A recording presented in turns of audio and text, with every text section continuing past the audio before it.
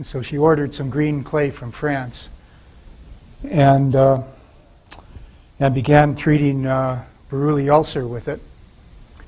And this is very low-tech cure, but very effective.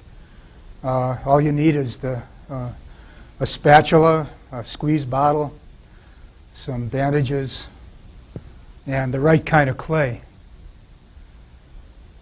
So here's a picture of day one of a treatment of one of the children. She actually had over 100 cures, the only other cure being amputation. And she documented with these photos. This is day 2 of the clay treatment. And day 103 of the clay treatment. So over 100 cures. The World Health Organization, which she took these photos to, said, well, didn't get excited about it, said we need to know the mechanism behind this before we can get excited. Here's how she used the squirt bottles.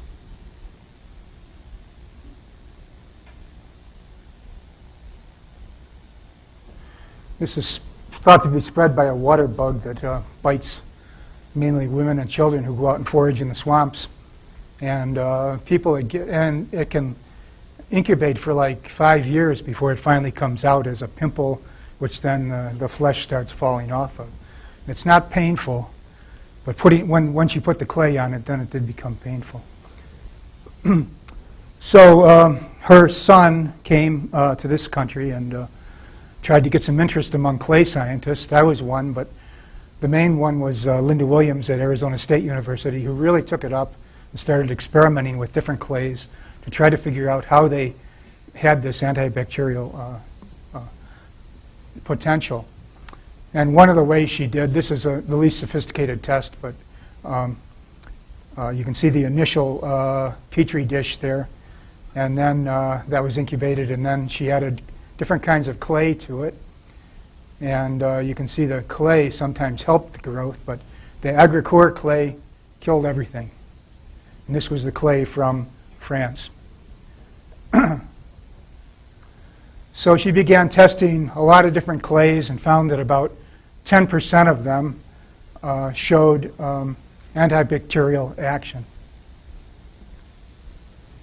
Here's the killing efficiency of some of the antibacterial clays. Notice MRSA falls on this list. That Agricourt, just after 28 days, it showed some activity against a certain bacteria. The best clay that we've found is that OTM clay, which is from Oregon. And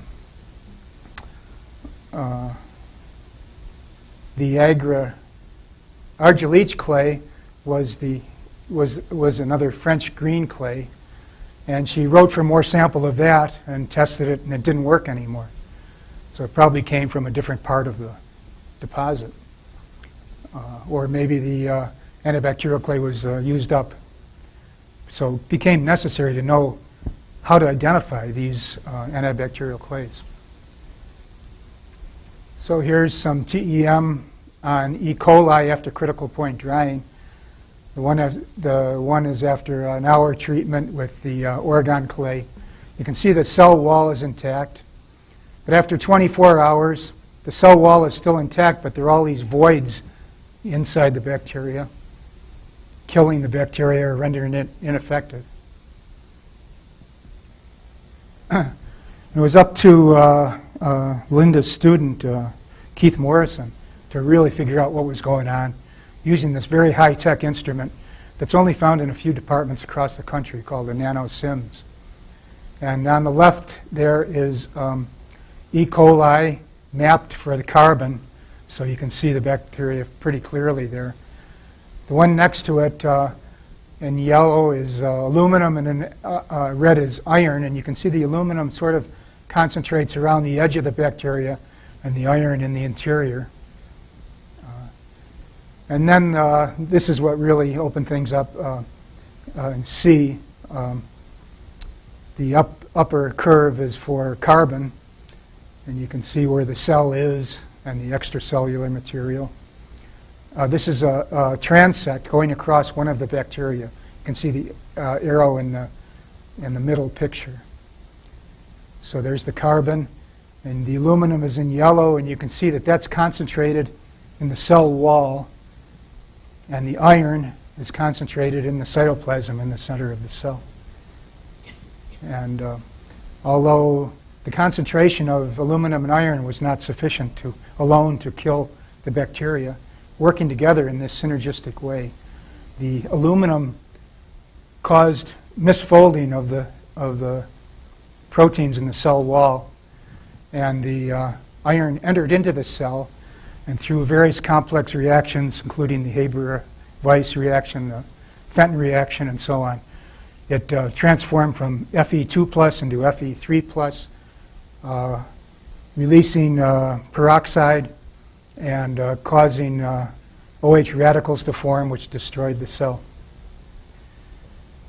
So the main thing is to mobilize aluminum and iron, and here's a solubility curve for aluminum, and you can see it's a function of pH, and so you have to get to a low pH or a high pH to mobilize aluminum, and iron has much the same curve. So working this out, the requirements for an antibacterial clay are a source for iron. This is sometimes the mineral pyrite or fool's gold. Source for aluminum, which is clay or feldspar, and you have to need a pH below 4.2 to really mobilize iron and aluminum so that they're soluble and can enter into the bacteria. And EH, how much oxygen is in the system, 450 to 800 millivolts. This stabilizes Fe2+, which is the soluble form of iron, which enters into the cell and transforms into Fe3+, gets oxidized. And a swelling clay, which buffers the chemistry of the system. Here's a deposit where the clay is. It's across the hall. We hope you'll all take a sample of it and try it out and let me know what happened. We don't have FDA approval or anything. This is to experiment on yourself and let me know. Lots of people, friends of mine, have tried it with very good results. But this shows the deposit. Up at the top, the brownish stuff is Pleistocene sediment from glaciers, and then the reddish stuff below that is completely oxidized clay, where it's not antibacterial. All of the iron 2+ has been converted into iron 3+, forming the mineral goethite. And then there's a whitish band right by where that guy's head is.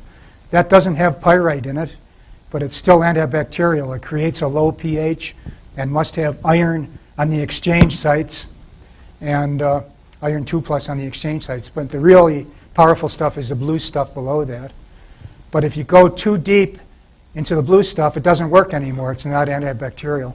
And this is because it hasn't oxidized enough. The pyrite hasn't oxidized to form the acid, which then dissolves and releases Fe2+ from the pyrite.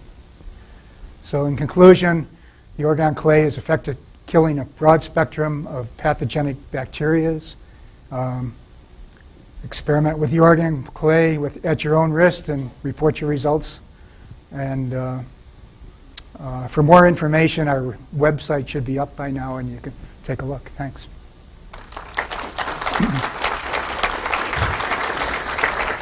Thank you very much. Are there any questions?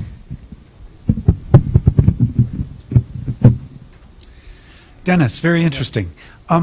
So metals are known to have antibiotic and antiviral properties, Right. most notably colloidal silver and others.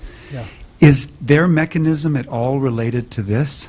You have to get above a certain level for them to be effective, and this is well below any killing power for aluminum and iron in the solution. Mm-hmm. But it's a synergistic effect of the two that kills the bacteria. So that is then something different from colloidal It's different, silver. and I think bacteria would have a hard time evolving a resistance to this type of approach. Thank you. If the criteria for being taken seriously is that you figure out the mechanism, Yeah. then it would seem that you've figured out the mechanism Yeah, and that this mechanism could be used or created in an artificial way. Yes. In other words, an artificial clay, in effect. Yeah. And that would be a next step to go to. Has there Yeah. been any discussion of that? We have a patent on the artificial idea. You can't patent natural stuff. The natural stuff is cheap and readily available, and so I'd like to see that used in clinical studies, but we've been unable to interest anybody in clinical studies. I contacted the World Health Organization, and they referred us to somebody else, who referred us to somebody else, and there just wasn't much interest. And I contacted the MRSA experimental group in Chicago, and also they weren't interested in pursuing it. What can you do? Right? So I'm a clinician, and I have two questions. The first is, can we purchase the clay off of this website? I'm sending out free samples. Yeah. Free samples. Yeah. No, you can't purchase in bulk or something. Yeah, there's a place in Oregon where you can buy it in a big bulk. That's where I got it from. And I can give you that address. Okay, great. And my second question is, so I don't know if you're familiar, I only know it by its, the name used in the stores, Terramin. Yeah. That is the clay that NASA showed that if you take it as a supplement internally, it prevents osteoporosis in astronauts under conditions of weightlessness. Oh, uh-huh. Was Terramin looked at as one of the potential clays that could be antibacterial? I don't know. Okay. Yeah. I'm also a physician, and I'm wondering if you are familiar with the therapy called phage therapy or bacteriophage therapy, because bacteriophages, which are viruses, are found in all soils, and research has been done since the 1920s on these bacteriophages, and it was developed in the early years prior to antibiotics being developed, and it was used as an antibacterial therapy, and is still being used in Russia as that. So I'm wondering if you're familiar with that, and if there might be an effect of the bacteriophages in that clay soil that's causing an effect, as well as perhaps the metal effects that you described. Yeah, I've seen pictures of phages, and they're fantastic. And there are bacteria in this soil. They are metal, iron-loving bacteria, and they have a very different cell wall and metabolism from pathogenic bacteria. But I don't know if there are phages there or not. The viruses, though, because it's the viruses that attack the bacteria. And that's what I'm wondering, if you looked into the viruses that were in the soil that killed the bacteria. Okay. We haven't done anything with viruses. Although I did try putting this stuff on a couple of warts I had on my hand, and after a few weeks of treatment, the warts went away. So that's all I know. Okay, thank you very much. Very interesting talk.